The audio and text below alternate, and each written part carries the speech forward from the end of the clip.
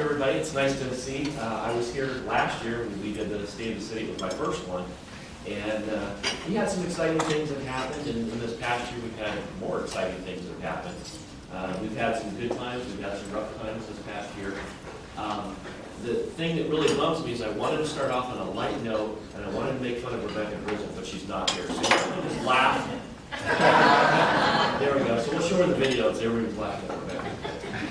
I had a Halloween joke for her, but anyways, we'll move on. We've had some changes on our city council meetings. One of the things we did is we changed the time, make it a little bit earlier so people can come right after work. It also makes it easier for the staff to get there so they don't have to wait an extra hour.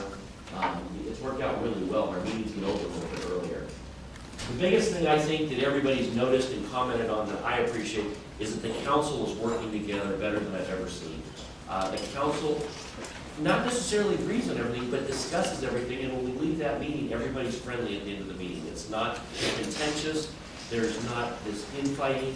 It's an excellent group of people. We have a wide variety. We've got experienced counselors like Bob. We've got the newer counselors, and everybody has worked together. So we've got experience, and we've got some new blood, and I think we've got a lot of excitement. And then we have our new city manager that we'll talk about too. He'll be here to talk to you. Citizens also have 5 minutes to address the council. One of the things that didn't happen before was that the council would just listen to citizens, and then that was it, and they were done, and then they would go sit down. But we actually have a response time now, and that's worked out really well because we'll have the chief will be out in the audience, or actually out at the table, and he'll be able to talk to the people, and we can actually have an interaction and then set it up so maybe that this particular citizen that's having problems with, like recently we had a chicken issue in town, and so maybe we can sit and talk it out, or we have one of the city staff members. So it really makes for a better meeting, and it makes for better public contact. Administratively, we eliminated the assistant manager position. City manager John Hick retired.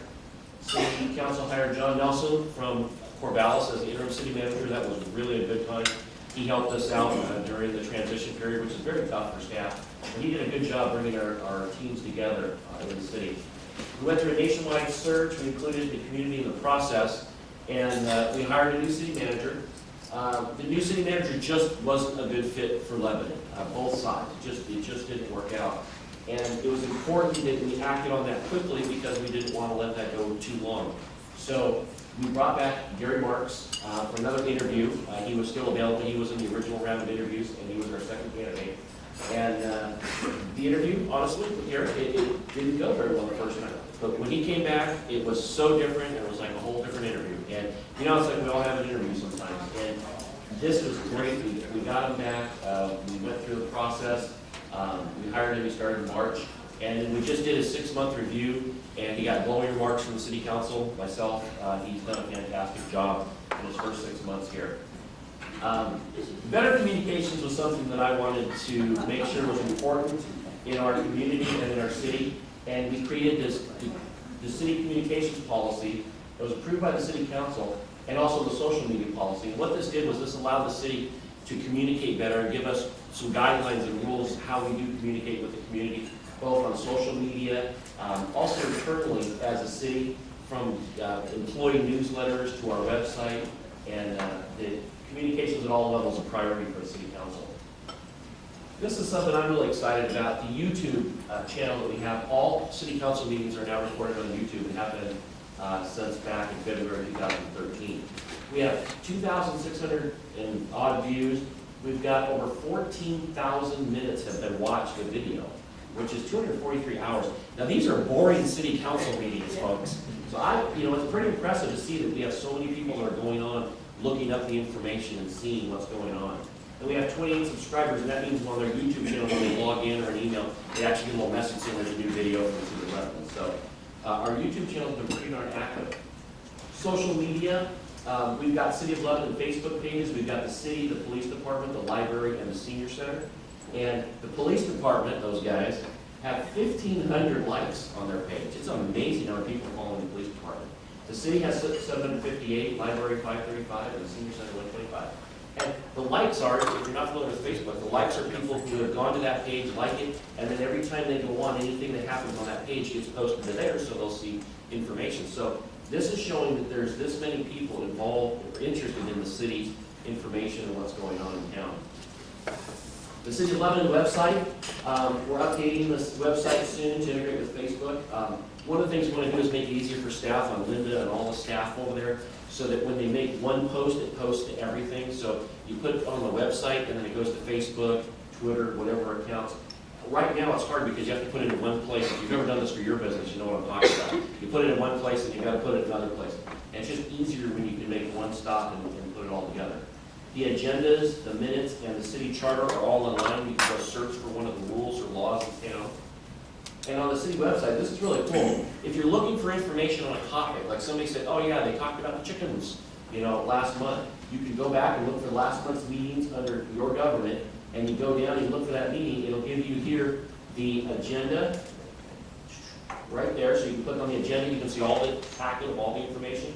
And then right here's a link right there to YouTube, so you can watch a YouTube video right there. So you can actually go look and see, okay, it's the fourth thing down on the agenda, and you can go right to the YouTube video and find out what would be discussed at that time.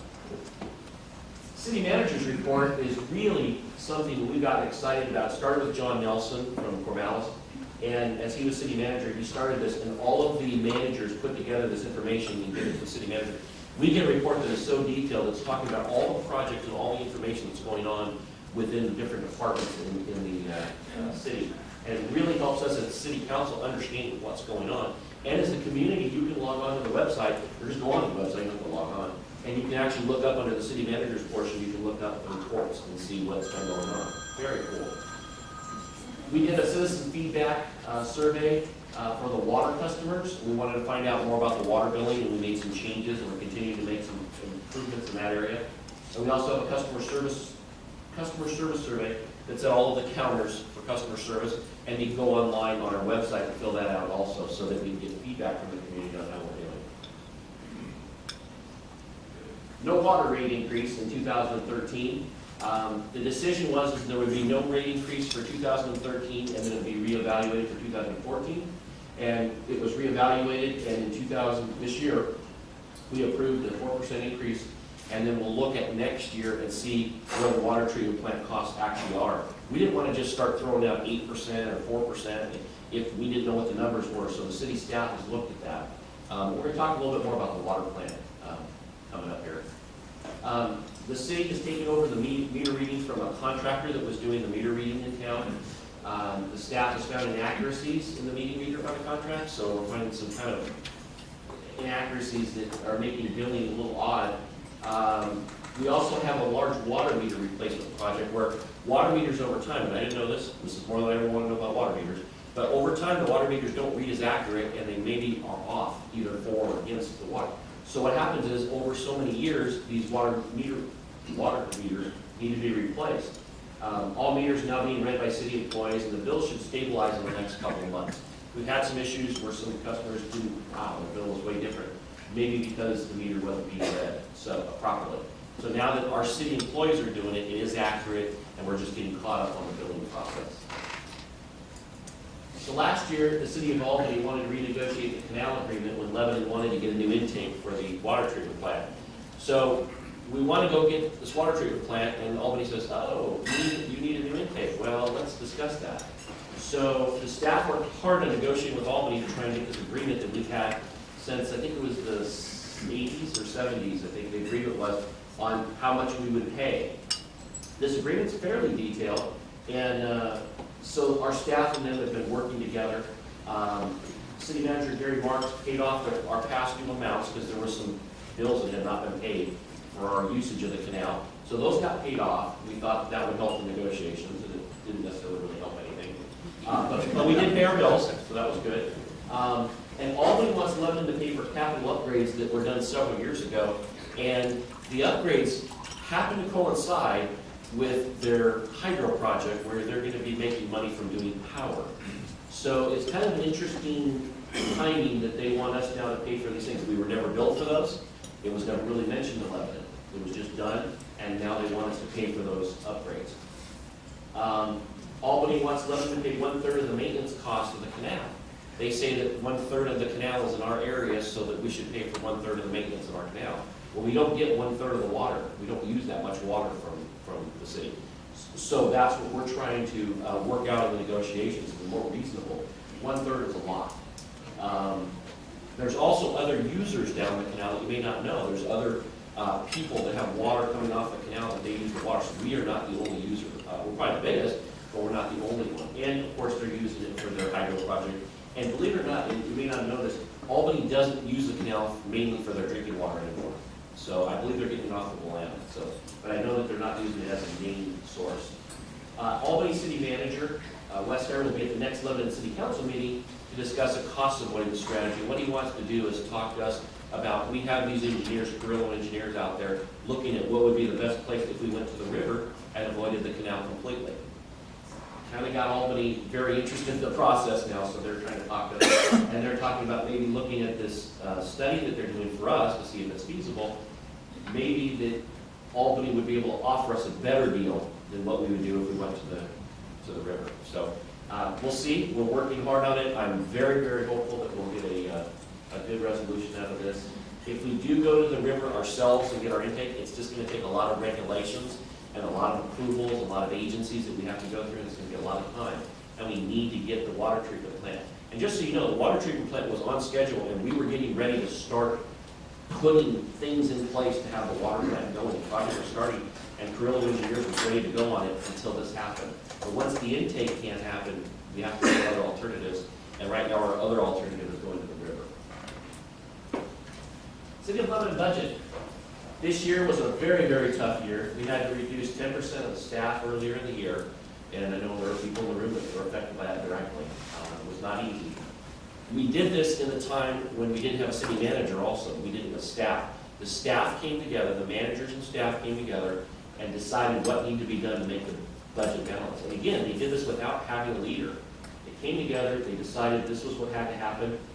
I double checked on it, the council looked at the whole process, and everything looked correct, that we were just not going to get the amount of money that we thought from taxes that were going to come in. So we had to reduce the staff by 10%. There were a couple other issues.